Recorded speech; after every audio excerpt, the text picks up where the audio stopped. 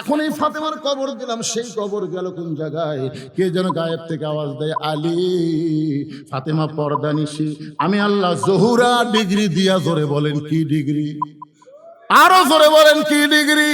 আমার মায়েদের জন্য অত্যন্ত গুরুত্বপূর্ণ কথা আল্লাহর পক্ষ থেকে বলা হচ্ছে, আলী রে, আমি আমার ফাতেমাকে জহুরা ডিগ্রি দিয়ে তার কবরটাকে কিয়ামত পর্যন্ত আমি পর্দা করেছি। খুব খেয়াল করবেন, পুরুষের জন্য 1 নম্বর নেক আমলের নাম কি? আর নারীদের জন্য 1 নম্বর নেক আমল কিন্তু নামাজ না। নারীদের জন্য 1 নম্বর নেক আমলের নাম হলো পর্দা।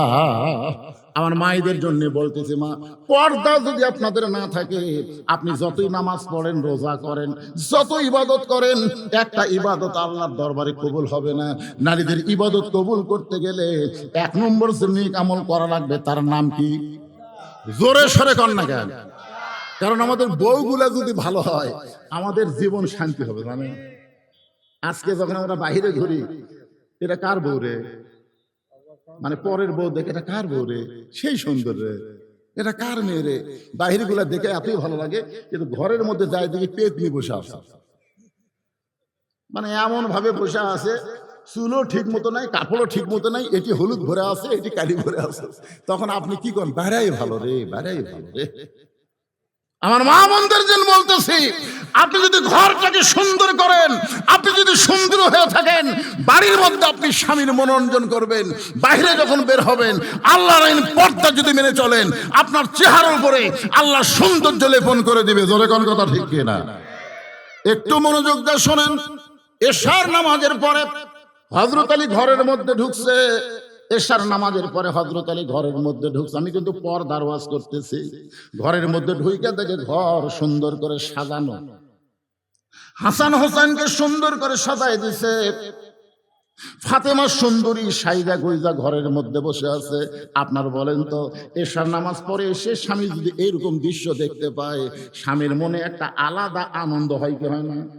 ঘরও সুন্দর, সন্তান দুইটাকে সুন্দর করে সাজায় দিয়েছে, নিজেও সুন্দরী সাইদা গুইজা বসে আছে। হযরত আলী ঘরের মধ্যে ঢুকে আল্লাহর শুকর আদায় করলেন। এমন সময় ফাতেমা দুইটা সন্তানকে বুকের মধ্যে নিয়ে কানে কানে ফিস ফিস করে বলতেছে, বাবু, তোমরা দুই ভাই একটু অন্য ঘরে যাও, তোমার বাবার সঙ্গে আমার গোপন কিছু গল্প আছে।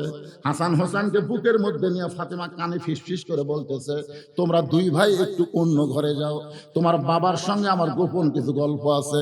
হাসান হোসেন মুস্কি মুস্কি হাসতেছে।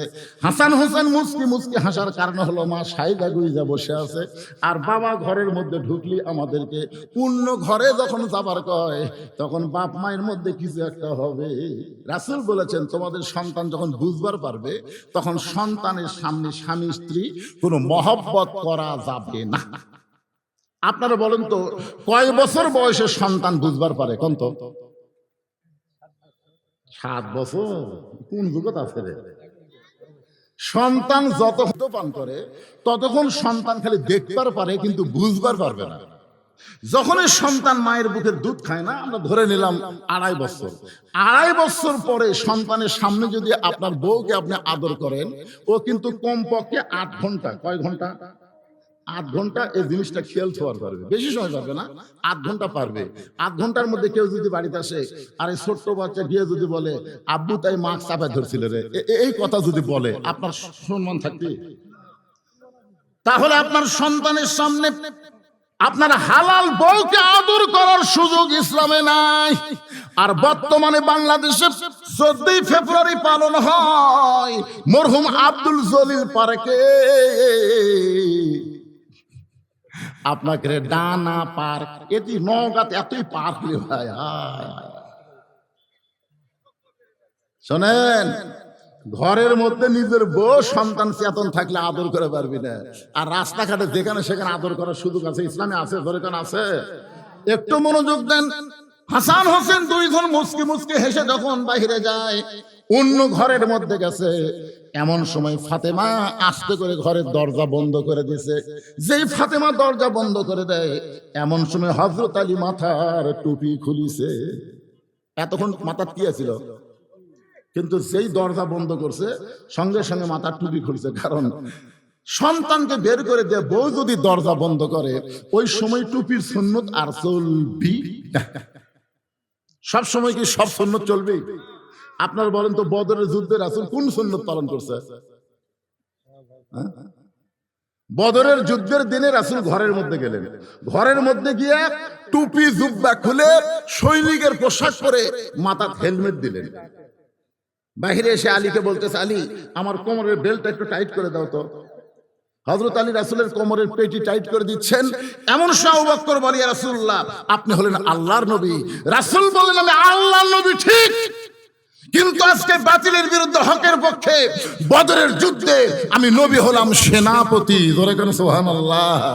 তার মানে বোঝা গেল সব সময় সব সুন্নত চলবে না। চলবে? এখন মুয়াজ্জিন ইমামকে বলতেছে, হুজুর আমাদের গ্রামত যে হারে চুরি শুরু হয়েছে, হুজুর আপনি এশার নামাজের পরে দোয়া করেন আল্লাহ যেন চোরের হাত থেকে আমাদের বাঁচায় দেয়। এশার নামাজ হয়ে গেছে, এখন ইমাম সাহেব বলতেছে, ভাই আজকে একটা দোয়া হবে, এশার নামাজের পরে আপনারা সবাই মসজিদে থাকবেন। সবাই আছে।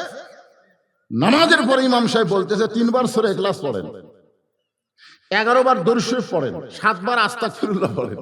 সবাই এগুলো পড়ার পরে ইমাম সাহেব মুসল্লিদের নিয়ে দোয়া করতেছে, আল্লাহ চোরের হাত থেকে আমাদের শান্তি রেখে তুমি হেফাজত করো। আল্লাহ এই গ্রামে যেন আর চোর কোনো উৎপাত করবার না পারে। চোর জানলার উপর থেকে বলতেছে আমিন, চোর বলতেছে আমিন। আপনার বলেন তো চোর আমিন বলার কারণ কি? এই সময় আর এই ফাতিহা শরীফের সুন্নত চলবি না ভাই।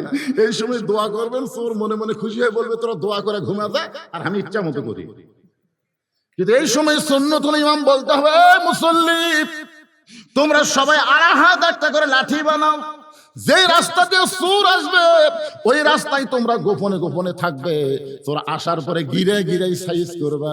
এই কথা যদি ইমাম মুসল্লিদের বলে, আপনারা বলেন তো চোর কি আমিন কবে?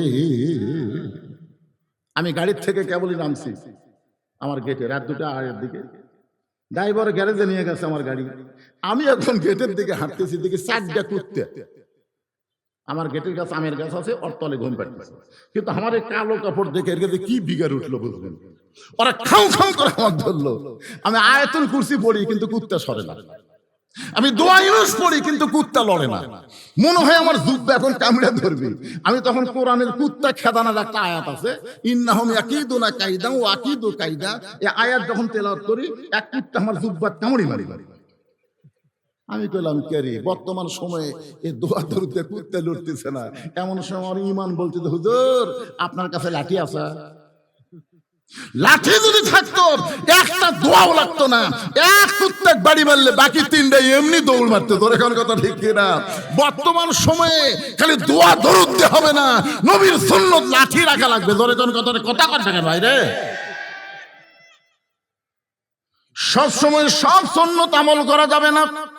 এখন যেই মাত্র হাসান হোসেন ঘরের বাইরে গেছে, এমন সময় ফাতেমা ঘরের দরজা বন্ধ করেছে, সঙ্গে সঙ্গে হযরত আলী মাথার টুপি খুলছে। মাথার টুপি কি করছে? আমি যত বড় হুজুর হই, এখান থেকে ওয়াজ করে বাড়িতে গেলে আমি বইয়ের কাছে টুপিলে ঘুমাই, যদি ভুল করে টুপিলে শুতি বউ খুলে তুলি। আবার কি হুজুরগিরি করবেন নাকি? যা করছেন করছেন। হযরত আলী যেই মাত্র মাথার টুপি খুলছে, এমন সময় ফাতেমা দৌড়ে এসে স্বামীর বুকে মাথা রেখে ছোট বাচ্চার মতন ফোঁপায় ফোঁপায় কাঁদতেছে। আলী বলে, ফাতেমা হাসান হোসেনকে ঘরের মধ্যে থেকে বের করে দিয়া তুমি এমন করে আমার বুকে মাথা রেখে কেন কাঁদতেছো? ফাতেমা বলতে, স্বামী গো, আর কোনোদিন ঘর সুন্দর করে সাজাবার পারবো না, আর কোনোদিন হাসান হোসেনকে সুন্দর করে সাজা দিবার পারবো না, আর কোনোদিন সাইদা গুইদা আপনার সামনে নাবার পারবো না, কারণ আজকে গভীর রাত্রে ফাতেমার মৃত্যু হবে। যেই মাত্র কইছে আজকে গভীর রাত্রে ফাতেমার মৃত্যু হবে, গাছের গোড়া কাটলে গাছটা যেমন পড়ে যায়, হযরত আলী তেমনি পড়ে গেলেন ঘরের মাঝে। ফাতেমা মুস্কি মুস্কি হাসতেছে, জোরে কোন সুবহানাল্লাহ। মুস্কি মুস্কি হেসে স্বামীর মাথাখানা উরাতের উপরে নিয়ে কপালে একটা চুমা দেয়, বলে, স্বামী গো, এমন করে আপনি কাঁদবেন না, কারণ আসলে যাইতে হবে। আপনারা বলেন তো এই কথা কি সত্যি? জাত সাকারাতুল মাউত হাক্কুন, সবচাইতে বড় সত্য হলো যারা আল্লাহ বিশ্বাস করে না ওই নাস্তিকেরাও মৃত্যুকে বিশ্বাস করে। জোরে কোন কথা, ঠিক কথা কন না কেন ভাই না? এই যে ফরাত মাজার, কি চুল আর কি দাঁড়িয়ে আবুল সরকারের পক্ষে লিখে। ফরাত মাজারের নাম শুনেন আপনারা? বাংলাদেশে বুদ্ধিজীবী, সুশীল বুদ্ধিজীবী, ই আবার আবুল সরকারের পক্ষে লিখে। আবুল সরকারকে জেলে রাখার হামাক রাখা একই কথা। আমরা বলবো এই 90% মুসলমানের দেশে আল্লাহ নবী নিয়ে যারা কটাক্ষ কথা বলবে তাদের কোনো আস্ত বাংলার জমিনে থাকবে না। জোরে কোন কথা ঠিক? কারা কারা রাজি? দুই হাত তুলে আমার আল্লাহকে দেখান।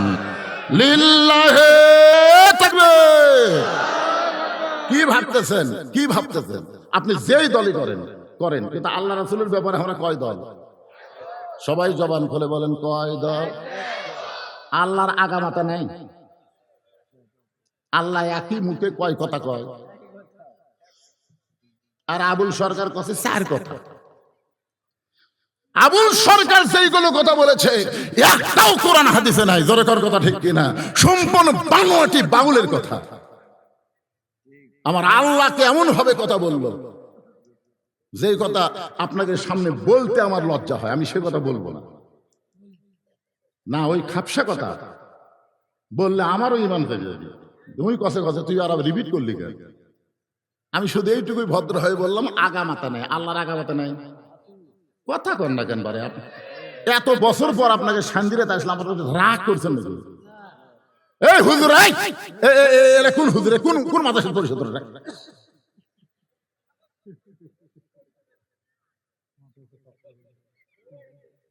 কে ডরাবি? ওরা ডরাবি? আমি যত বড় বক্তা হই, ওরকে হুজুর হওয়া আমার পক্ষে কঠিন। এরকে হুজুর হলো আলাদা হুজুর। আমার মাদ্রাসার এক ছাত্রকে বললাম, ভাই বাবা আমার টুপিটা ধুয়ে দাও তো। ও তখন বলছে যে হুজুরের অনুমতি ছাড়া যে মাদ্রাসা আমি চালাই, সব হুজুরের বেতন আমি দেই, সব হুজুর আমার দেখলে খাড়ায় থাকে, ভয় ছাত্রকে, আর হুজুরে আমার দ্বারা কাঁপে। আর ওই ছাত্র বলতেছে হুজুরের হুকুম ছাড়া আপনার টুপি ধোয়া যাবে না। আমি তোর বললাম, তোরকে হুজুর কে রে? আমি যত বড়ই বক্তা হই, এরকে হুজুর আমি হওয়ার পারিনি। এরকে হুজুর আলাদা আছে। তোর কেন ঠিক কেনা? ওই হুজুর হয়তো কোন জায়গা থেকে ইশারা মারতেছে, ওরা উঠে চলে যাচ্ছে। আমার কথা আর বসবি তাই? মাঝখানে কিন্তু হুজুর দেখা যাচ্ছে। আপনার কি থাকবেন না যাবেন ভাববেন? থাকবেন ইনশাআল্লাহ। আপনাদের ওয়াজ আছে, কারণ আজকের মাহফিল হচ্ছে হাফিজ মাদ্রাসার মাহফিল, ইয়েতিমখানার মাহফিল। জোরে কোন কথা ঠিক? হ্যাঁ, মনোযোগ দিয়ে শুনবেন। কি বলতেছিলাম একটু গুরুত্ব দেন। আবুল সরকারের কথা বলতেছিলাম যে আবুল সরকার আল্লাহ ব্যাপারে এমন কথা বলেছে, সে আবুল সরকারের পক্ষে কোনো মুসলমান নিবার পারে? কথা কন না কেন? পারে? আপনার বলেন তো, যারা পক্ষ নিছে এরা মুসলমান? আপনি দেখেন না কেন, ইউটিউব দেখেন, ফেসবুক দেখেন, যারা পক্ষ নিছে এরা সব বামপন্থী। বামপন্থী বোঝেন? একটু মনোযোগ দিয়ে কথাগুলো শুনবেন। হযরত আলীর মাথা কানা ফাতেমা উরাতের উপরে নিয়ে কপাল একটা চুমু দেয়, বলে স্বামী গো এমন করে আপনি কাঁদবেন না, কারণ আসলে যাইতে হবে। সবাই বলেন আসলে, এই সত্য কথাটা বলেন, আসলে। ওগো স্বামী, আমি আমার বাবার মুখে শুনেছি আপনি হলেন পৃথিবীর সবচাইতে বড় বীর। ফাতেমা তার স্বামীকে বলতেছে, আমি বাবার মুখে শুনেছি আপনি হলেন পৃথিবীর সবচাইতে বড় বীর। আপনারা বলেন তো, হযরত আলী যে পৃথিবীর সবচাইতে বড় বীর, এ ব্যাপারে আপনাদের সন্দেহ আছে? ফাতেমা বলতেছেন, আমি আমার বাবার মুখে শুনেছি আপনি হলেন পৃথিবীর সবচাইতে বড় শিক্ষাবিদ, আপনি হলেন পৃথিবীর সবচাইতে জ্ঞানী। আপনারা বলেন তো, হযরত আলীর চাইতে গোটা পৃথিবীর মধ্যে আর কেউ জ্ঞানী ছিল? আল্লাহ রাসূল বলেছেন, আনা মাদিনাতুল ইলমি ওয়া আলিউ বাবুহা, আমি হচ্ছে ইলমের শহর, আলী হচ্ছে তার দরওয়াজা। একটা কথা আপনাদের বলি, আল্লাহ রাসূল যতদিন মদিনার প্রেসিডেন্ট ছিলেন 10 বছর, ততদিন শিক্ষামন্ত্রী ছিলেন হযরত আলী। শিক্ষামন্ত্রীকে হযরত আবু বকর যখন মদিনার খলিফা হলেন, ওই সময় শিক্ষামন্ত্রী হলেন হযরত আলী। উমর যখন মদিনার খলিফা হলেন ওই সময় শিক্ষামন্ত্রী হলেন হযরত আলী। ওসমান যখন মদিনার খলিফা হলেন ওই সময় শিক্ষামন্ত্রী ছিলেন হযরত আলী। ধরে কোন সুবহানাল্লাহ। মানে দেখেন খলিফা পাল্টে গেছে কিন্তু শিক্ষামন্ত্রী পাল্টেনি। আপনারা বলেন তো হযরত আলীকে শিক্ষামন্ত্রী রাখার মধ্যে বরকত কি? আজকে আমাদের বাংলাদেশে শিক্ষামন্ত্রী কে রে? এই শিক্ষা উপদেষ্টার নাম কি? শিক্ষা উপদেষ্টার নাম কি? আমাদের বাংলাদেশে শিক্ষা উপদেষ্টা আছে না? এখন তো আর মন্ত্রী না, এখন উপদেষ্টা। আল্লাহ রাসূল বলেছেন খায়রুকুম মান তাআল্লামাল কুরআন ওয়া আল্লামাহু। ওই ব্যক্তির চাইতে দামি সম্মানী কোনো ব্যক্তি নাই যে ব্যক্তি আল্লাহর কোরআন শিখেছে এবং অপরকে কোরআনের শিক্ষা দেয়। ভাইজান আজকে একদম বাগদম ঘোড়ার সাথে ঢাক ঢোলক ঝাঁদর বাজে এই মিথ্যা শিক্ষার জন্য হাজার হাজার কোটি টাকা বাজেট হয়। জোরে কোন কথা ঠিক কিনা? কিন্তু আল্লাহর কোরআনের শিক্ষার জন্য এই বাংলাদেশে কোনো বাজেট হয় না। তার মানে কি? আমি এ পর্যন্ত না হলেও 20 থেকে 25,000 হাফেজের মাথার টাকরি বাঁধতেছে এই 42 বছরে, কিন্তু এর মধ্যে একটা হাফেজও এমপির বেটা নাই, একটা হাফেজও ডিসিএসসির বেটা না, সবগুলা গরিবের সন্তান। এই মাদ্রাসায় যারা লেখাপড়া করে অধিকাংশই তারা গরিবের সন্তান, আর গরিবদের সন্তানের দিকে কোন নেতারা তাকায় না। জোরে করে কথা কন না কেন? সত্য কথাটা বলেন। কারণ নিজের সন্তান তো পড়ে না, পরের সন্তান পড়ে। সংসদেও কোনোদিন এই মাদ্রাসার জন্য কোনো কথা হয় না যে তিন বাচ্চারা লেখাপড়া করে এদের জন্য কিছু বাজেট করা দরকার। মাস গেলে প্রাইমারি হেড স্যার 50,000 টাকা বেতন পায়, অথচ মাস গেলে মাদ্রাসার মুহতামিম 1 টাকাও পায় না, ভিক্ষা করে চলানো লাগে। একটু মনোযোগ দিয়ে শুনবেন। ফাতেমা চোখের পানি বের করে বলে, স্বামী গো, আমি বাবার মুখে শুনেছি আপনি হলেন পৃথিবীর সবচাইতে বড় বীর, আপনি হলেন পৃথিবীর সবচাইতে সত্য বড় জ্ঞানী, তাহলে সত্য কথা শুনে আপনি এমন করে পড়ে গেলেন কেন? ওগো স্বামী, আমি দুনিয়া থেকে বিদায় নিব, বিদায় নেওয়ার পর আমার 3টা চাওয়া আপনাকে পুরা করা লাগবে। হযরত আলী কান্দার বলে, ফাতেমা দুনিয়ার জীবনে গরিব ছিলাম বলে তুমি কিছুই চাইলা না, মৃত্যুর পরে তুমি কি চাইবা ফাতেমা? ফাতেমা বললেন, আমার 1 নম্বর চাওয়া হলো আমি রাতের অন্ধকারে মৃত্যুবরণ করব, রাতের অন্ধকারেই আমাকে দাফন করা লাগবে। আমার 2 নম্বর চাওয়া হলো আমার কোনো জানাজার ব্যবস্থা করবেন না। আমার 3 নম্বর চাওয়া হলো আমার লাশটা খাটনিতে তুলবেন না, কারণ 4 জন ব্যক্তি আমার খাটনি কান্দে নেবে, এমন 4 জন ব্যক্তি আমি খুঁজে পাইলাম না। আমার বাবা যদি আজকে দুনিয়াতে জীবিত থাকতো, মরা মেয়ের লাশের খাটনি বাবা কান্দে নিবার পারতো। আমার হাসান হোসেন যদি বড় হইতো তাহলে মায়ের লাশের খাটনি কান্দে নিবার পারতো।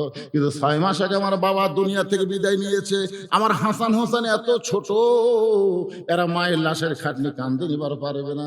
আপনি শুধু কান্দে করে নিয়ে ওই জান্নাতুল বাকির পূর্ব কোণায় সবুজ রঙের একটা বাতি জ্বলবে, ওই বাতি বরাবর আমাকে দাফন করবেন। আমার কবর খুঁড়তে যদি আপনার কষ্ট হয় তাহলে আপনার একান্ত বন্ধু যদি কেউ তাকে দুনিয়ায়, তার একটু বলে দিবেন সে যেন গোপনে ফাতেমার কবর খনন করে, দুনিয়ার কোনো পুরুষ মানুষকে যেন ফাতেমার কবরের খবর না দেয়। গভীর রাত্রে হযরত আলী কানতে কানতে এক দৌড়ে আবু যর গিফারের জানলার কাছে। আবু যর গিফারের ঘরের মধ্যে থেকে চিন্তা করে, আমার জানলার কাছে ছোট বাচ্চার মতন এমন করে কে কানতেছে। দরজা খুলে বাইরে তাকায় দেখে আসাদুল্লাহিল গালিব হযরত আলী কাঁদতেছে। আবু যর গিফার বলে, আলী ভাই, জীবনে বহু যুদ্ধ তোমার সঙ্গে করলাম, কোন যুদ্ধে তোমাকে পরাজিত হয়ে আমি কাঁদতে দেখি নাই, কিন্তু আজকে আমার জানলার কাছে এমন করে কাঁদতেছো, তোমার জীবনে এমন যুদ্ধ কি শুরু হয়ে গেল? আলী বলতেছে, আবু যর, একজন পর্দানিশী গভীর রাতে দুনিয়া থেকে মৃত্যুবরণ করবে, সে আমার ওসিয়ত করেছে এ রাতের বেলায় তাকে দাফন করা লাগবে। যারা আবু যর যা, জান্নাতুল বাকির পূর্ব কোণায় সবুজ রঙের বাতি জ্বলতেছে, ওই বাতি বরাবর একটা কবর কর। আবু যর গিফার বলে, আলী ভাই, সেই পদ্মানিশী কে গো? তার নাম কি আপনার মুখস্থ নাই? আলী বলতেছে, 6 মাস আগে আমার সন্তান নানা হারা হয়েছে, আজকে 6 মাস পরে গভীর রাত্রে আমার হাসান হোসাইন মা হারাবে। যেই মাত্র কইছে 6 মাস আগে আমার হাসান হোসাইন নানা হারা হয়েছে, এখন পর্যন্ত সন্তান দুইটা কাঁদতেছে। সাহাবীদের পাইলে জিজ্ঞেস করে, তোমরা কি আমার নানাকে দেখছো? আমার নানা কোন জায়গায়? যেই সইটা সন্তানের চোখের পানি বন্ধ হয় নাই, আবার আজকে রাত্রে বেলায় মা হারা হয়ে যাবে। যারে আবু যর যা একটা কবর কর। আবু যর গিফারি কোদাল নিয়ে জান্নাতুল বাকির পূর্ব কোণায় গিয়ে দেখে সবুজ রঙের একটা বাতি জ্বলতেছে, যেই বাতির কোনো তার নাই, যেই বাতির কোনো সুইচ নাই, বিনা তারে বিনা সুইচ আমার আল্লাহ তাআলা অটোমেটিক জ্বলায়া দিছে। জোরে সরে বলেন সুবহানাল্লাহ। আপনি কি মনে করতেছেন কারেন্ট গেলে আপনি বলেন কারেন্ট গেল কেন? অন্ধকারে কেমনে থাকবো? এখনই যদি মাহফিলের বাতি চলে যায় সবাই হো করে উঠবেন, তাহলে 50,000 বছর অন্ধকার কবরে থাকা লাগবে, যেই কবরে কোনো বাতি নাই, যেই কবরে কোনো দরজা নাই, জানলা নাই। যারা ঈমান আমলের নূর নিয়ে কবরের মধ্যে যাবেন, তাদের কবর আল্লাহ অন্ধকার করে দিবে না, তাদের কবরকে আল্লাহ জান্নাতের বাগান বানায় দিবে। জোরে করে কথা ঠিক কি না? আপনারা বলেন তো, জান্নাতের বাগান বানাইলে ওখানে সুইচ কোথায়? আবু যর গিফারি লক্ষ্য করে দেখে যেই তারের মধ্যে যেই বাতির কোনো তার নাই, যেই বাতির কোনো সুইচ নাই, বিনা তারে বিনা সুইচ আমার আল্লাহ তাআলা অটোমেটিক জ্বলাই দিছে। আবু যর গিফারি লক্ষ্য করে দেখে ওই বাতির আলোটা গোলাকার হয়ে পড়ে নাই, 4 কোণা হয়ে পড়েছে। ওই 4 কোণার ভিতরে কোদাল দিয়ে কবর খনন শুরু করে দিল। একসময় আবু যর আবেগে, অনেক সময় মানুষের বিবেক থাকে না, আবেগে বলতে যে কবর, তুই কি বলতে পারিস এই গভীর রাত্রি কেন কবর খুঁড়তেছি? তোর মধ্যে এমন একজন মহিয়সী নারীকে দাফন করা হবে, আল্লাহর নবীর মেয়ে হওয়ার পরেও নবী তাকে মায়ের মতন সম্মান করেছে। আপনার বলেন তো ফাতেমা নবীর কে হয়? হাদিস শরীফ আছে, একদিন আল্লাহ রাসূল সাহাবীদের সামনে বললেন, রে সাহাবীরা, তোমরা জানো জয়নাব আমার মেয়ে, কুলসুম আমার মেয়ে, রোকেয়া আমার মেয়ে। এই কথা বলি নবী চুপ হয়ে যায়। আবার রাসূল বললেন, সাহাবীরা তোমরা কি জানো জয়নাব আমার মেয়ে, রোকেয়া আমার মেয়ে, কুলসুম আমার মেয়ে? 3 বারে রাসূল বলতেছে তোমরা কি জানো জয়নাব আমার মেয়ে, রোকেয়া আমার মেয়ে, কুলসুম আমার মেয়ে। তখন হাসান হোসেন নবীর কাছে বসে আছে, এরা 2 ভাই বলতেছে এই 3 বার নবী মেয়ের কথা বললো, কিন্তু হামাকের মা গরিব বলে নবী হামাকের মায়ের কথা কয় না, আমরা থাকবো না। এই কথা বলে হাসান হোসেন যখন যাবার চাই, নবী 2 জনকে এক টানে বুকের মধ্যে নিয়ে বলে, ভাইদান তোদের মা ফাতেমা আমার মেয়ে না রে, তোদের মা ফাতেমা হলো আমারও মা। সুবহানাল্লাহ। সঙ্গে সঙ্গে সাহাবীরা বলতেছে, ইয়া রাসূলুল্লাহ আমরা সবাই জানি ফাতেমাও আপনার মেয়ে, কিন্তু আপনি নিজে কেন মা বলতে পারেন? রাসূল বললেন, তাহলে শোনো, ওই তাইফের ময়দান থেকে রক্তমাখা শরীর নিয়ে আমি যখন আবার মক্কায় ফিরে আসলাম, ওই সময় আমার দরদের বিবি খাদিজা দুনিয়াতে ছিল না, কিন্তু খাদিজার পেট থেকে আল্লাহ 4টা মেয়ে আমাকে দিয়েছিল। ওই 4টা মেয়ে তখন দুনিয়াতে ছিল। কয় মেয়ে? নবী বলতেছে, আমি যখন ঘরের মধ্যে ঢুকলাম একসঙ্গে 3 মেয়ে ঘরের মধ্যে আসলো, রোকেয়া, কুলসুম আর জয়নাব। বলতেছে, বাবা আপনি তাইফে কেন? এখন এই ফাতেমার কবর দিলাম, সেই কবর গেল কোন জায়গায়? কে যেন গায়েব থেকে আওয়াজ দেয়, আলী। ফাতেমা পর্দানিশী। আমি আল্লাহ জহুরা ডিগ্রি দিয়া, জোরে বলেন কি ডিগ্রি? আরো জোরে বলেন কি ডিগ্রি? আমার মায়েদের জন্য অত্যন্ত গুরুত্বপূর্ণ কথা আল্লাহর পক্ষ থেকে বলা হচ্ছে, আলী রে, আমি আমার ফাতেমাকে জহুরা ডিগ্রি দিয়ে তার কবরটাকে কিয়ামত পর্যন্ত আমি পর্দা করেছি। হযরত আলী ফজরের নামাজ পড়তে গেলেন, রাত্রে বিবিকে দাফন করে ফজরের নামাজ পড়তে গেলেন, মসজিদের মধ্যে যায় দেখে আবু যর নাই। আলীর মনের মধ্যে একটু রাগও আছে, তো কবর খুঁড়বার দিছি, আর তুই কবর খোঁড়া বাদ দে, কোথায় গেছিস? ফজরের সময় আবু যর নাই, জোহরের সময় নাই, আসরের সময় নাই, 1 দিন নাই, 2 দিন নাই, 1 সপ্তাহ নাই, 1 মাস নাই। সমস্ত সাহাবীরা বলা বলি করলো, নবীর জলিল কদর সাহাবী আবু যর গেল কোথায়? আলী কিন্তু জানে, কিন্তু কাউকে বলতেছে যে আমার বইয়ের কবর খুঁড়বার দিয়ে হেরে গেছে। 1 বছর যায়, 2 বছর যায়, সবাই চিন্তা করে আবু যর গিফারি গেল কোথায়? কয়েক বছর পরে মদিনায় আবু যর গিফারি, কয়েক বছর পর মদিনার বাচ্চারা পাগলের মতন দেখে, কেউ ঢাল মারে, কেউ তিরস্কার করে, পাগল পাগল। সবাই যখন পাগল পাগল বলে আবু যর গিফারিকে তিরস্কার করে, ঢাল মারে, এমন সময় হযরত আলী চিন্তা করে এই পাগল কে রে? এক দৌড়ে সামনে গিয়ে তাকায় দেখে ইয়ানজুরু বিনুরিল্লাহ, এই পাগল কেউ না, এই পাগল হলো আবু যর গিফারি। পরের হাতটা ধরে বলে, হাই জান, আমার ফাতেমার কবর খুঁড়তে গিয়ে কোথায় হারায় গেলি? আজ কত বছর পরে তোকে মদিনায় পাইলাম, তুই পাগল বেশে ঘুরতেছিস, বল রে বল। আবু যর, আমার ফাতেমার কবর খুঁড়তে খুঁড়তে তোর কি হলো? আবু যর গিফারি খালি কান্দে আর কান্দে। আবু যর গিফারিকে হযরত আলী বুকের মধ্যে চাইপা ধরে বলে, না বললে তোকে ছাড়বো না। একসঙ্গে আবু যর গিফারি কাঁদতে কাঁদতে কাঁদতে কাঁদতে যখন পড়ে যায়, হযরত আলী উড়ারটা বালিশ বানায় দিয়ে কপালে চুমোতে বলে, আবু যর বল ভাই বল, তুই কি জন্য পাগল হয়ে গেলি, সংসার ত্যাগ করলে বল। আবু যর গিফারি শুধু 3 বার একটা শব্দ উল্লেখ করেছে, কবর কবর কবর। 3 বার উল্লেখ করে হযরত আলী তাকায় দেখে আবু যর গিফারি আর নাই, এই দুনিয়া থেকে চিরদিনের মতো বিদায় নিয়েছে। চারিদিকে সাহাবারা এসে আলীকে বলতে, আলী ভাই কোন পাগলকে উড়াতে নিয়ে ঘুম পাড়াইতেছ? আলী বলতে, সাহাবীরা রে, কয়েক বছর থেকে যেই আবু যরকে আমরা খুঁজতেছি, আজকে সে আবু যর আমার উড়াতে মাথা দিয়ে 3 বার শুধু কবর কবর কবর বলে দুনিয়া থেকে বিদায় নিয়ে চলে গেল। এই জন্য গায়ক কেঁদে কেঁদে বলেছে, কিন্তু যেদিন ডাক পড়িবে কবর মাঝে যাইতে, জোগাড় কিছু করছো বন্ধু তার মাঝে বিছাইতে। আমি সূরা আসরের 4টা বিষয় আপনাদের সামনে আলোচনা করব, আপনাকে শুনবেন ভাই? কারা কারা শুনবেন আল্লাহকে একটু হাত দেখান। লিল্লাহে তাকবীর। এই ডানানোগুলো হাত তোলে না কেন? এরকম আমার বেশি সন্দেহ হয়। সবাই হাত তোলেন, 2 হাত তোলেন। লিল্লাহে তাকবীর। হাত নামান।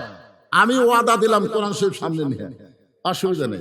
কিন্তু এই যে কবরের কথা বললাম, আমরা সবাই কবরে যাব, যে কোনো সময় আমাদের ডাক পড়বে। জোরে কোন কথা ঠিক না? কি বলতেছে? কিন্তু যেদিন ডাক পড়বে, কিন্তু যেদিন মানে কোন দিন? যে কোনো সময় ডাক পড়বে। সেই কবরের পাথে হিসাবে আজকে এই শান্তিরা এতিমখানা মাদ্রাসায় আপনাদেরকে দান করা লাগবে। এত হাজার হাজার মানুষের মধ্যে আমি আপনাদের কাছে এই মাদ্রাসায় দান করার জন্য একটা করে কোরআন মাত্র 500 টাকা, 500 টাকা দিবেন, একটা কোরআন শরীফ দান করার সওয়াব আল্লাহ আপনাদের আমলনামায় দিয়ে দিবে। যাদের বাপ মা কবরে গেছে, আল্লাহ কোরআন দানের ওসিলায় আল্লাহ যেন বাপ মার কবরকে জান্নাত বানায় দেয়। কেউ যদি মনে করে হুজুর আমি একটা কোরআন দেব না, 5টা কোরআন দিব 2500 টাকা, 10টা কোরআন দেব 5000 টাকা। এখানে অনেক আল্লাহর বান্দা আছে। পৃথিবীর শ্রেষ্ঠ দান নবীর মাদ্রাসা একটা কোরআন। আপনাদের কাছে ব্যাগ যাবে, রুমাল যাবে, একজন উঠবেন না, এখনই হাত দেখাছেন। এখনই যদি আপনি না শুনে উঠে যান, তাহলে লিমা তাকুলু মালা তাফালুন, যে কথা বলে তার সাথে কাজের মিল নাই, ওই হলো টাটকা মুনাফিক। জোরে কোন কি মুনাফিক? কথা কয় না কেন? এখনই হাত তুললেন আপনারা, শুনবেন না তো? শোনার জন্য হাত তুলে আদায়ের কথা বললে লাভ ঘটেন কেন? আমি আপনারা কি মনে করতেছেন আমি ঘন্টা ঘন্টা আদায় করবো? ওয়াজ করা লাগবে রে, বহুদিন পড়াচ্ছি। শুধুমাত্র এই হাজার হাজার মানুষের মধ্যে 100টা কোরআন শরীফ 500 টাকা দিবেন, একটা কোরআন দানের সব হয়ে যাবে। কেউ যদি মনে করে হুজুর আমি 1,10টা দেবো, 5000 টাকা দিবেন, 2টা দিবেন 1000 টাকা। পৃথিবীর শ্রেষ্ঠ দান নবীর মাদ্রাসায় একটা কোরআন। আর এই মাদ্রাসার তালবে ইলম যারা আছে, মাদ্রাসার হিরান যারা আছে, তারা একটু ব্যাগ না ভিতরে ঢুকবেন, 5 মিনিটের মতো আদায় শেষ। লম্বা আদায় করা লাগে নাকি? এখানে অনেক আল্লাহর বান্দা আছে। আজকের মাহফিলের প্রধান অতিথি কি দিয়ে গেছে? প্রধান অতিথি কি দিছে? কি কয় দেয়নি? মানে দিচ্ছে অবশ্যই।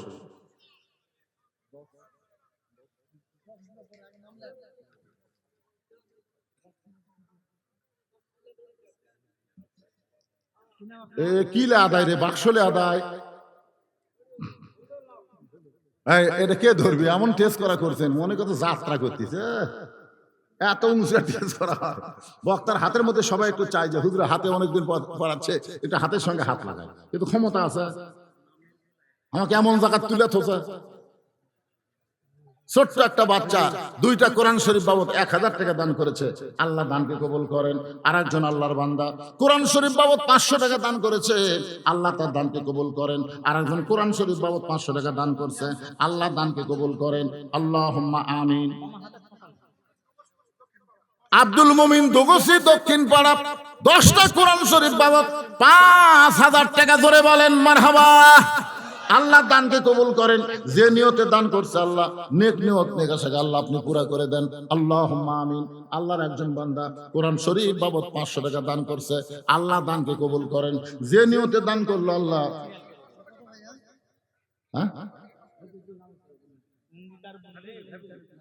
অঙ্গীকারের গুলা এই টেজের উপর না, অঙ্গীকারের গুলা ভিতর না, টেজের উপর খালি লগত আদায় হবে, লগত, কোনো বাকি আদায় হবে না।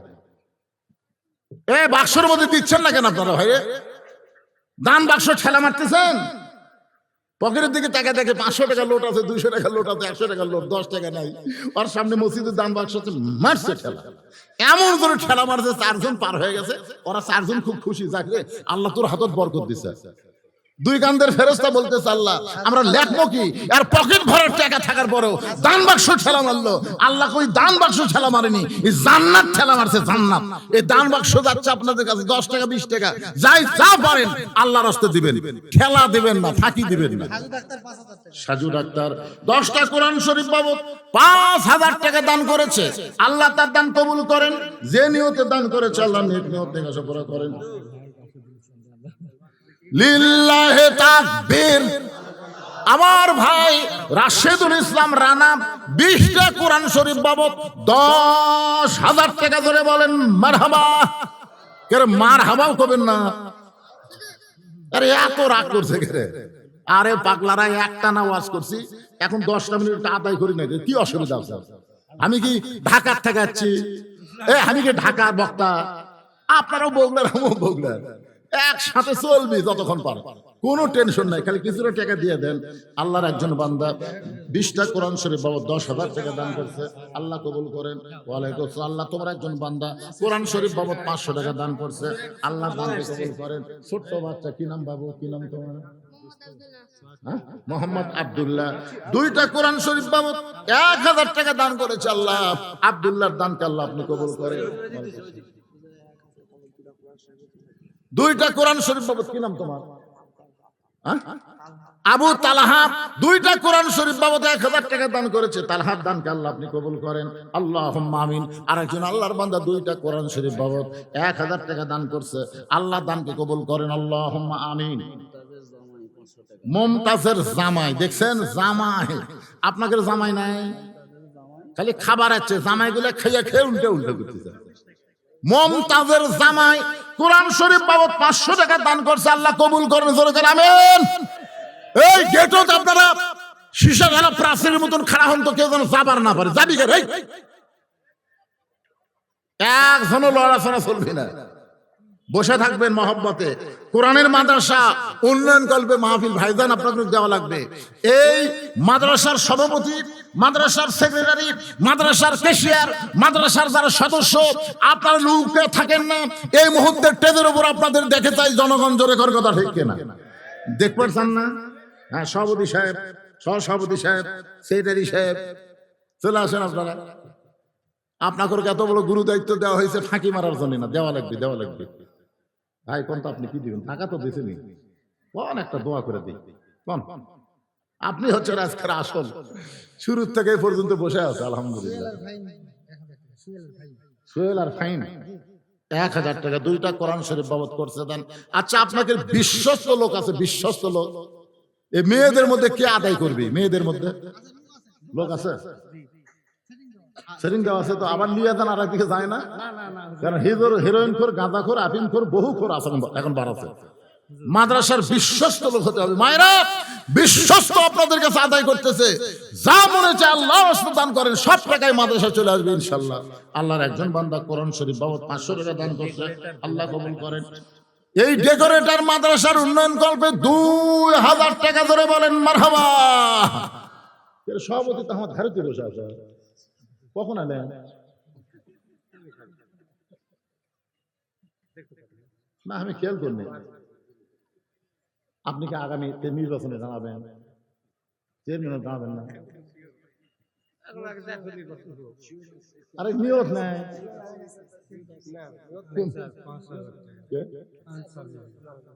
আনসার আলী আল্লাহ তোমার বান্দা 10টা কোরআন শরীফ বাবদ 5,000 টাকা ধরে বলেন মারহাবা। এই ছেলে যেভাবে বাক্স নিয়ে আসতেছে ওখানে ফাঁকা বাক্স, এর টাকা আছে? টাকা আছে? আছে কোন? আপনি একটা কোন দোয়া করে দিন। আরে কালেকশন হবে একেবারে আপনি দিয়ে শুরু হলো। কোন কত কোন?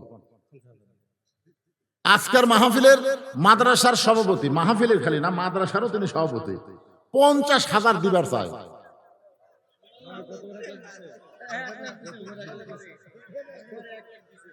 মানে গতবার তো গতবারে 1 লাখ দেয়, এবার কি আলু বান্ধবী করছে নাকি? না আপনি কি আলু বান্ধবী করছেন সেটা কোন? বেশি দিবেন না। আচ্ছা মন থেকে যা দিবি, লা ইকাল্লিফুল্লাহু নাফসান ইল্লা উসআহা, আল্লাহ বলেছেন সাধ্যের বাহিরে কোনো কিছু করা যাবে না। উনি মন থেকে যা দিচ্ছেন সেটাই আমরা মানে নেব। কি কোন? মাদ্রাসার সম্মানিত সভাপতি মোত্তালেব হোসেন সাহেব 50,000 টাকা ধরে বলেন আরো জোরে লিল্লাহি তাকবীর। আচ্ছা সভাপতি কি আছে আপনাদের মাদ্রাসার? সভাপতি আছে একে এত নিচে নামছে দূর। আমি বহু বছর আগে এখানে আসছিলাম ভাই রে, সেই বছর আদায় করছিল সেইগুলা বাঘের বাচ্চারা কুটি গেছে।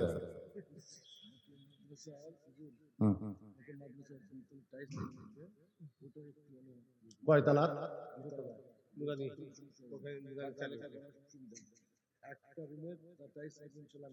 আপনি দিবেন তাহলে কয় রুম? 3টা রুমের মধ্যে দোতলার 3টা রুমকে টাইলস করা লাগবে। এক রুমের যত টাইলস লাগবে সব আমার এই কচি ভাই দান করবে। নাম কি ভাই? নাম কি? ফিরোজ সাহেব। একটা ঘরের যত টাইলস লাগবে সব টাইলস দান করবে। জোরে বলেন মারহাবা। আপনারা কি মনে করছেন এক ঘরের টাইলসের দাম কত? কি মনে করছেন যে ভাই মারহাবা দিচ্ছেন মনে করতেন 5,000 টাকা? 5,000 দেখা যাচ্ছে সভাপতির চাইতে বেশি টাকা লাগছে। তার বেশি লাগতে পারে, 50 বেশি লাগবে না, 50,000-এরও বেশি লাগবার পারে। সমস্ত টাইলস এক ঘরের যা লাগবে সব দিয়ে দিবে। তার জন্য আমরা প্রাণ খুলে দোয়া করব, মাদ্রাসাকে সুন্দর করে দিল আল্লাহ, তার ঈমান আমলকে সুন্দর করে দেখ। জোরে করে আমিন। তার আপনজন যারা কবরে গেছে আল্লাহ তাদের কবরকে জান্নাতের টুকরা বানায় দেখ। সবাই বলে আমিন। আপনি একটা ঘরের দেন তো মাশাআল্লাহ। আজকের মাহফিলের সম্মানিত বিশেষ অতিথি রাজশাহী ভার্সিটির প্রফেসর সাহেব, একটা ঘরের সম্পূর্ণ টাইলস। ধরে বলেন মারহাবা লিল্লাহি তাকবীর। তাহলে 3 ঘরের মধ্যে 2টার হয়ে গেছে, আর একটা বাকি। এই মাদ্রাসার সেক্রেটারি কোথায় রে? মাদ্রাসার সেক্রেটারি আদায় পরে করো বাবা, আগে তুমি দাও। এক ঘরে টাইলস দেওয়া লাগবে। কি জি আলহামদুলিল্লাহ। এর একটা কাম হলো, আমাকে হুজুর আগে টাইলস আদায়। টাইলস আদায় করতে 1 মিনিট লাগে। এক ঘর সেক্রেটারি। মোহাম্মদ সুমন ইসলাম একটা ঘরের পুরোপুরি টাইলস। জোরে বলেন মারহাবা। আপনারা কি মনে করতেন টাইলস খালি এমনি ফেলে ধুলি লাগবে না অক্সিমেন্ট দিয়ে লাগান লাগবে? তাহলে 3 ঘরে যত বস্তা সিমেন্ট লাগবে একজন দিবেন না 3 জন দিবেন? হয়ে গেছে তো 3 ঘর। এই কুটি আছে রে পাগলা, 3 ঘর হয়ে গেছে। 3 ঘরের টাইলস লাগানোর সিমেন্ট একজন দিবেন না 3 জন দিবেন? এই মাদ্রাসার কেশিয়ার কে রে? মাদ্রাসার এই টাকা টুকা লিবি সে কে রে? এই মালটাকে কেশিয়ার সাহেব আসেন তো দিদি। আপনি 3 ঘরের দিবেন না 1 ঘরের দিবেন? যা সিমেন্ট লাগবে টাইলস আর সিমেন্ট বেশি লাগে না। না সেটা একটু কম বাড়ে আদা। এটা 1 ঘর না 3 ঘর? একটা দোয়া করার দোয়া বুঝছেন না আপনি? কি বুঝছেন? তাহলে মারিফতি দান করলে তো দিব হনি, মানে কি দিব হনি? তাহলে আমাকে ওয়াজ বাদ দিয়ে চাওয়ার কি দরকার? দিব হনি। কেশর সাহেব বলেন এক ঘরের তর দিয়ে সিমেন্ট লাগবে কয় বস্তা? কে দিল? ও কেশর সাহেব দিল। ও আমি মনে করি ওর থেকেও দিল। আপনারা কি মনে করতেছেন যাকে আল্লাহ এত উঁচুতে জায়গা দিয়েছেন তিনি অবসর প্রাপ্ত আর্মি কর্মকর্তা, তার কাছে আমরা এক ঘরের 30 বস্তা সিমেন্ট কোন আল্লাহ রাসূল? 10 বস্তা। মাদ্রাসার কেশিয়ার সাহেব 10 বস্তা সিমেন্ট ধরে বলেন মারহাবা। আপনাদের মধ্যে শান্দিরার কারা কারা একটা হাত তোলেন তো দেখি, শান্দিরার কারা কারা একটু হাত তোলেন না কেন? শান্দিরা বিশাল পাড়া, 7,000 ভোট। আচ্ছা ঠিক আছে, শান্দিরা ছাড়া বাহিরের কারা কারা হাত তোলেন তো দেখি। তাই তো আদায় হচ্ছে না রে। 220 বস্তা সিমেন্টের মধ্যে 10 বস্তা আদায় হয়ে গেছে। আর কোন আল্লাহর পাগল আছেন এই নবীর এতিম ঘরে 10টা বস্তা সিমেন্ট দিবেন? ভাই একজন কাগজ কলমে রেডি হন।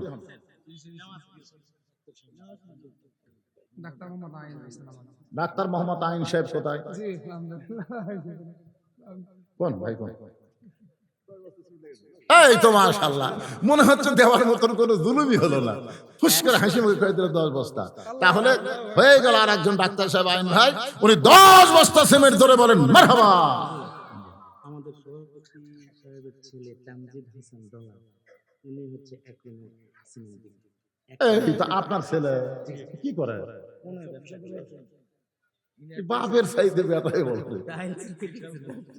মাশাআল্লাহ, আজকের মাদ্রাসার মাহফিলের সম্মানিত সভাপতি সাহেবের ছেলে এক ঘরে যত সিমেন্ট লাগবে টাইলস লাগানো সব সিমেন্ট দান করবে। ধরে গান মারহাবা। মাশাআল্লাহ, 2-3 ঘরের মধ্যে এক ঘর হয়ে গেল। এরা আপনাকে সিয়ারত যারা বসে আছেন এরা কোন গ্রামের লোক রে? 5টা বস্তা সিমেন্ট দেওয়ার লোক নাই, হাত তোলে কোন হুজুর? এই যে বলা মাত্র দেখছেন, ভাইয়ের নাম কি? রেজাউল ভাই 5 বস্তা সিমেন্ট ধরে গান মারহাবা। এই সবাই একটু মারহাবা করবে, বড় তাড়াতাড়ি আদায় হবে। আমার ভাইয়ের নাম কি? শহীদুল ইসলাম ভাই গান আমার 5 বস্তা সিমেন্ট দান করবে, আল্লাহ তার দানকে কবুল করে, আল্লাহুম্মা আমিন। এই মায়েদের মধ্যে কার আদায় করতেছে? মায়েদের টাকার বস্তা দেখেই ওয়াজ শুরু হবে ইনশাআল্লাহ। আর ভিতরে যা আদায় করলেন তো বাক্সর মধ্যে বোঝা গেল না।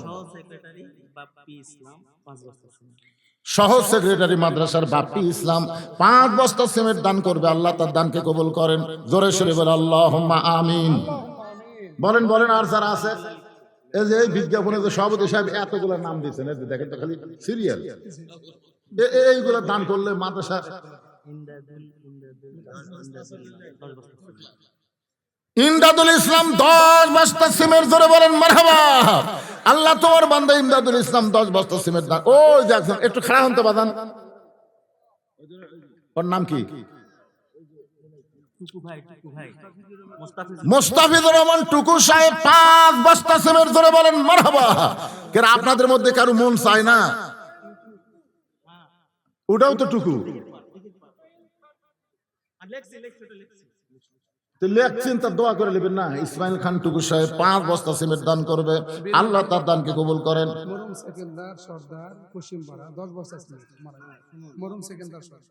মরহুম সেকেন্দারের সর্দারের পক্ষে কে দান করলো তার নাম কয়া লাগবে?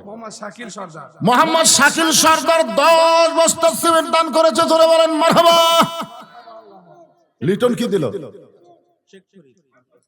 লিটন বাবা যে আমার 5 বস্তা সিমেন্ট দান করেছে, আল্লাহ লিটনের দানকে আল্লাহ আপনি কবুল করেন, আল্লাহুম্মা আমিন। শেখ ফরিদ প্রবাসী 5 বস্তা সিমেন্ট দান করবে, আল্লাহ তার দান কবুল করেন। জোরে বলে আল্লাহুম্মা আমিন। আপনার কাছে হিসাব দেন, সিমেন্ট হয়ে গেলে আর বার বেশি লে কি হবে? হ্যাঁ, কয় বস্তা বাবা?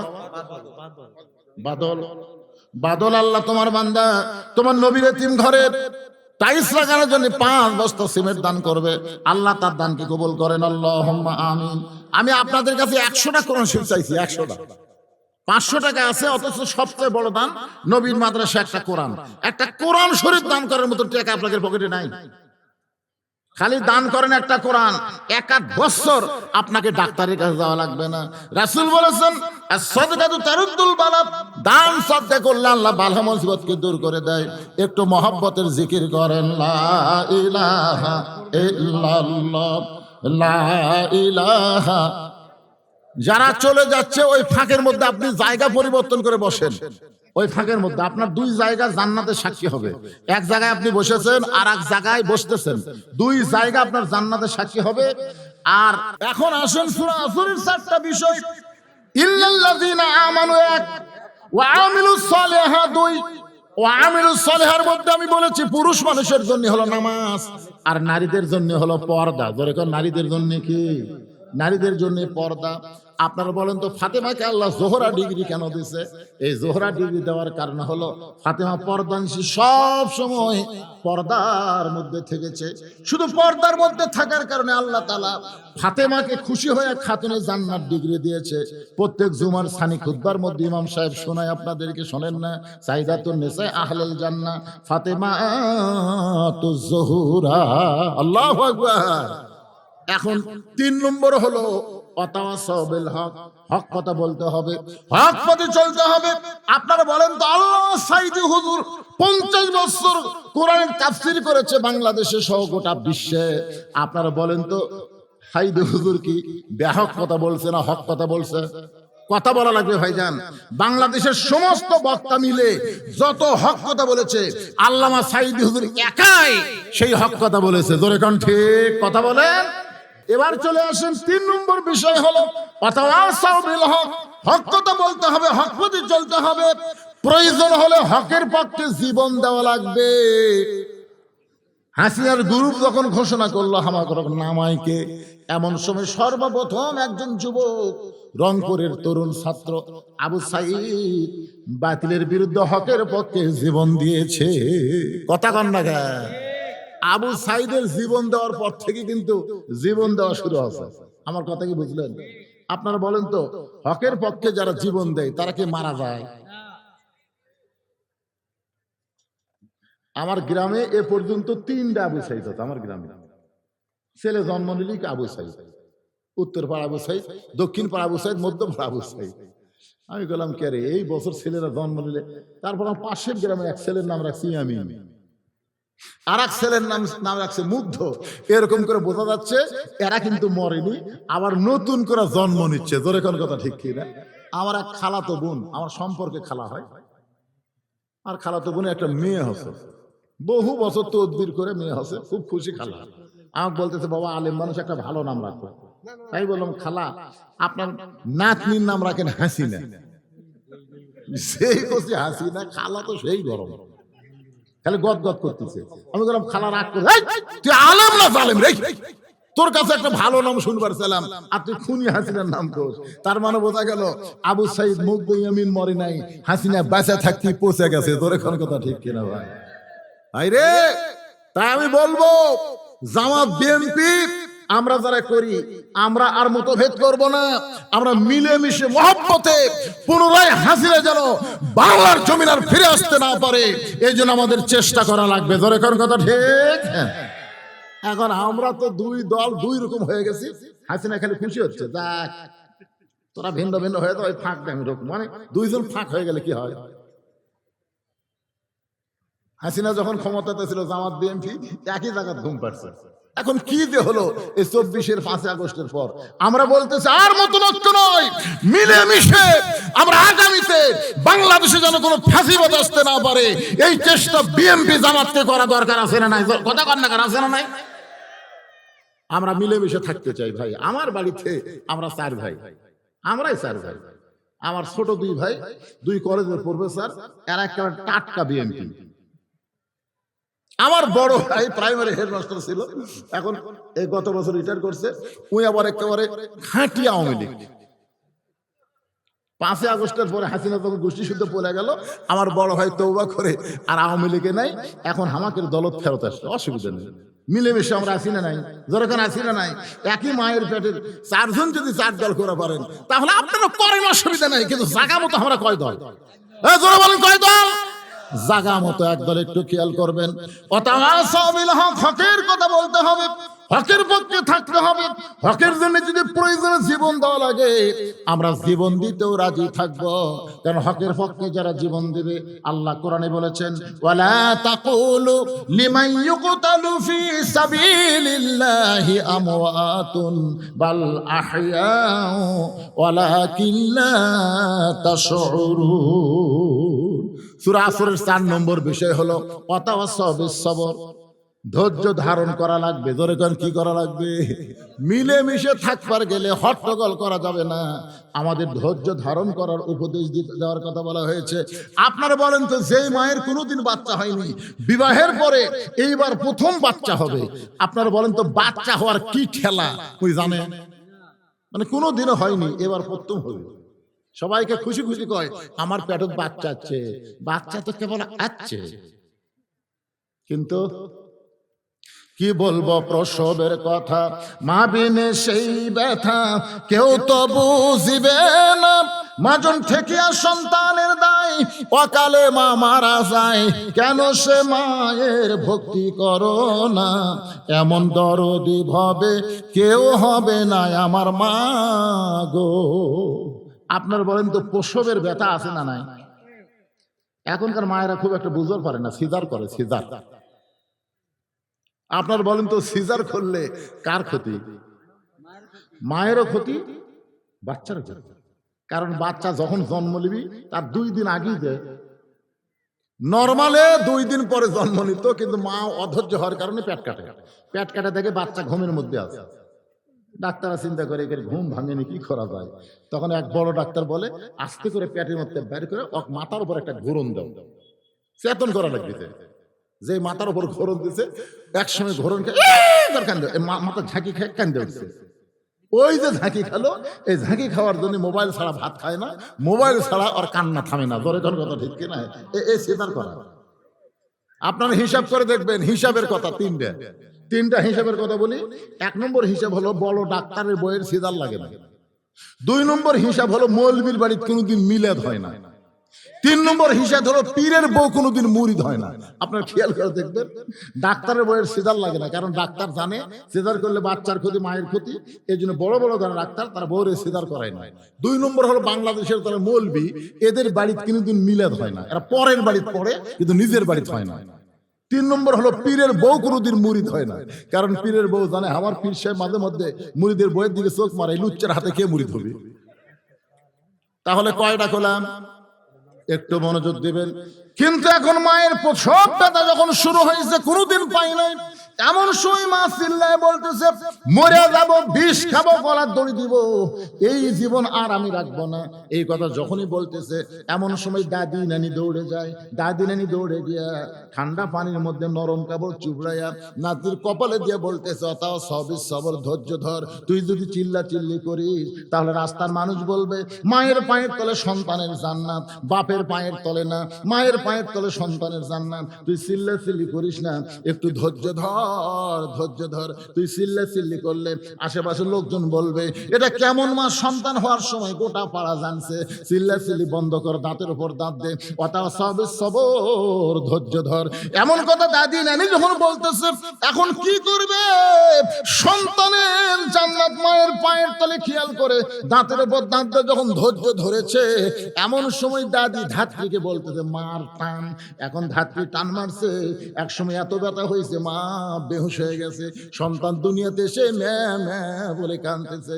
সন্তানকে গোসল করায়া ওই সন্তান যখন মায়ের বুকের উপরে দেয়, ওই সন্তানের পরশে মা হুঁশ ফিরে পায়। হুঁশ ফিরে পাওয়ার সঙ্গে সঙ্গে ওই সন্তানকে হাত দিয়ে মুখের কাছে নিয়ে চুমা খায়, আদর করে। দাদি নানি তিরস্কার করে বলে এক লাথি মার, এক ফেলা দে, এর জন্যই গলার দড়ি দিবার চাইলি, এর জন্য বিষ খাবার চাইলি, তুই তো কেন আদর করতেছিস? মা বলে দাদি গো, কষ্টের পরে এমন শান্তি আমি কখনো বুঝতে পারি নাই। আমার সন্তানকে চুমা দেওয়ার সঙ্গে সঙ্গে আমার প্রসবের সব ব্যথা আল্লাহ দূর করেছে। আমরা 15.5 বছর হাসিনার সময় প্রসব ব্যথার মতন কষ্ট পেয়েছি। জোরে কোন কথা ঠিক কি না? ওয়াজ করেছি টাঙ্গাইলে, সিরাজগঞ্জ রোডে আইছি। এমন সময় বউ মোবাইল করে বলতেছে আপনি এখন কোথায়? আমি কলাম রোডে 2 কেজি চমচম গেছি। বউ বলতেছে যতই চমচম নেন আসেন না। আমি কলাম কেন? বলে সন্ধ্যা থেকে পুলিশ খুঁজতেছে, সন্ধ্যা থেকে আপনার পুলিশ খুঁজতেছে, পুলিশের গাড়ি খালি গেটের এদিকে যাচ্ছে এদিকে যাচ্ছে, আসেন না। আমি চিন্তা করলাম কে 2 কেজি চমচম লিয়ে কুটি যাই। বাড়ির যখন যাওয়া হবে না শ্বশুরকে মোবাইল করলাম, আসসালাম আলাইকুম আব্বা কেমন আছেন? 2 কেজি চমচম কিনছে আব্বা, আমি যাই বাড়ি, পুলিশ ঘুরতেছে। শ্বশুর কই খবরদার আমার এদিকে আসো না, তোমার খবর হলে আমার বাড়িতে আসবে, দরকার নেই। বন্ধু বান্ধবরে মোবাইল করলাম, কে রে ভাই? কই এই বিপদে আমরা নাই। গাড়ি জঙ্গলের মধ্যে থুইয়া আলুর বাগড়ের মধ্যে কম্বল পড়ে ঘুম পাড়ছি। কি মনে করছেন প্রসব বেদনার মতন কষ্ট আমাকে হয়নি? আমি ঘুমাইছি, তার পাশে এক বিএমপির ভাই, হুজুর কি খবর? ঠান্ডা লাগতেছে, তাহলে কম্বল দেই। কি মহব্বত! ওর এক কম্বল আমাকে দিল, 2 ভাই গলা ধরে ঘুম পাড়ি। রে কি দিন গেছে আমাকে রে। ওই মায়ের প্রসব ব্যথার মতন আমরা কষ্ট পেয়েছি, কিন্তু 24 সালের 5ই আগস্ট মা যেমন সন্তানকে কোলে পাইয়া সব ব্যথা ভুলে যায়, আমরা সব কষ্ট ভুলে গিয়া আগামীতে আমরা বাংলাদেশকে আল্লাহর কোরআনের বাংলাদেশ, শহীদ জিয়ার বাংলাদেশ গড়ে তুলতে চাই। কথা কন না কেন? শহীদ জিয়ার বাংলাদেশ দেখছেন আপনারা? আমি দেখছি রে ভাই, শহীদ জিয়া যখন বাংলাদেশের প্রেসিডেন্ট ছিল, নিজে হেঁটে হেঁটে সেই 7 মাথা থেকে মহাস্থান পর্যন্ত গেছে। যাওয়ার সময় গোকুলে একটা মসজিদ, আসরের নামাজের সময় উনি জুতা খুললেন, মসজিদে গিয়ে নামাজের নিয়ত করলেন। সাথীরা চিন্তা করলো ওযু করলো কখন? ওযু সবসময় থাকে। সেই মানুষ ছিল জিয়াউর রহমান। দুনিয়া থেকে বিদায় নেওয়ার সময় তার সব তন্ন তন্ন করে দেখা গেল ভাঙ্গা সুটকেসের মধ্যে যায় নামাজ আর আল্লাহর কোরআন। সুবহানাল্লাহ কোন না কেন? আমরা সেই বাংলাদেশ আবার চাই, যে কোরআনের ওয়াজ শুনবো, শুধু ওয়াজ শুনবো না, বাস্তব বাংলার জমিন আমরা আল্লাহর কোরআনকে দেখতে চাই। কারা কারা রাজি 2 হাত তুলে আমার আল্লাহকে দেখান। আল্লাহ আমাদের সবার জন্য কবুল করেন। জোরে কোন আমিন, জোরে বলে আল্লাহুম্মা আমিন। আমরা মিলেমিশে থাকতে চাই, আমাদের মধ্যে কোনো ভেদাভেদ নাই। ধৈর্য ধারণ করা লাগবে। অনেক সময় শয়তান এসে কান মন্ত্র দিবি, শয়তানের কান মন্ত্র না শুনে আমি বলবো আমার ভাই কথা বলছে কিনা, আমি কাছে গিয়ে যাচাই করে শুনবো। এভাবে মিলেমিশে আল্লাহ আমাদের সবাইকে থাকার তৌফিক দান করুক। 1 নম্বর হলো ঈমান, 2 নম্বর হলো আমিলুস সলিহান নেক আমল, 3 নম্বর তাওয়াসসবিল হক, 4 নম্বর তাওয়াসসবিস সবর। প্রত্যেকটা বিষয়ের আমি কিছু কিছু আলোচনা করেছি। আলোচনা মোতাবেক আল্লাহ বক্তা শ্রোতা সবাইকে আমল করার তৌফিক দান করুক। সকলে বলে আমিন।